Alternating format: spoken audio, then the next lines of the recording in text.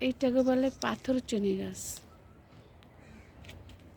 পাথরচুনি গাছ অনেকে বলে খালি পেটে নাকি পাথরচুনি গাছের পাতা, এই পাতা খেলে বেটে খেলে নাকি পেটে ব্যথা সারে। আমি সঠিক জানি না, সবাই বলে তাই আমি বলছি। পাথরচুনি গাছ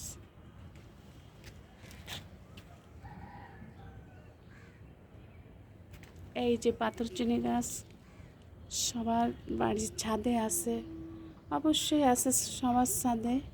এই সম্পর্কে সবাই আপনারা জানেন, আমি শুনেছি তাই বললাম, সঠিক কিনা জানি না। পাথরচুনি গাছ